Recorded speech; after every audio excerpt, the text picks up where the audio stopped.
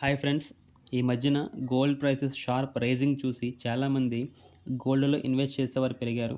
కానీ ఒకవేళ మీరు డిజిటల్ గోల్డ్‌లో ఇన్వెస్ట్‌మెంట్ చేస్తే మాత్రం ఈ వీడియో మీకోసం తప్పనిసరిగా చూడాలి. ఎందుకు అంటే జనరల్‌గా గోల్డ్‌లో 2 రకాలుగా ఇన్వెస్ట్ చేసుకోవచ్చు. ఒకటి ఫిజికల్ గోల్డ్, ఇంకోటి digital gold. So, physical gold అయితే మాత్రం ఏదైనా ఆర్నమెంట్స్ రూపంలో గానీ, గోల్డ్ బిస్కెట్స్ రూపంలో గానీ మనం ఏదైనా షాప్‌కెళ్ళి కానీ డిజిటల్ గోల్డ్‌లో ఇన్వెస్ట్ చేయాలి అంటే 2 రకాలుగా ఇన్వెస్ట్ చేయొచ్చు. ఒకటి ఈటీఎఫ్స్ ఆర్ మ్యూచువల్ ఫండ్స్ మనం యూజింగ్ డీమ్యాట్ ద్వారా కొనుక్కోవచ్చు. ఎందుకు అంటే ఈ ఈటీఎఫ్స్ ద్వారా అయితే మనకి ఎగ్జాక్ట్‌గా ప్రైస్ అనేది బయ్యర్ అండ్ సెల్లర్ ద్వారా ప్రైస్ అనేది డిసైడ్ అవుతుంది. అలాగే ఇంకో విధానం డిజిటల్ గోల్డ్ ఏంటి అంటే ఆర్బీఐ అండర్‌లో సావరెన్ గోల్డ్ బాండ్స్‌లో కూడా ఇన్వెస్ట్ చేసుకోవచ్చు. ప్రెజెంట్ అయితే సావరెన్ గోల్డ్ బాండ్స్ మన గవర్నమెంట్ స్టాప్ చేసింది. సో, ఈ 2 విధాలుగా ఎలా ఇన్వెస్ట్ చేసినా పర్వాలేదు. ఎందుకంటే ఈ 2 విధాలుగా మనకి ఈ 2 సెబీ అండర్‌లో ఉంటాయి. అంటే ఒక రెగ్యులేటరీ బాడీ అనేది ఉంటుంది కాబట్టి మనకి లీగల్ ప్రొటెక్షన్ కూడా ఉంటుంది.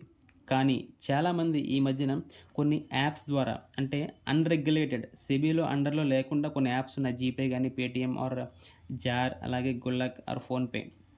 ఇవేవి సెబీ అండర్‌లో ఉండవు.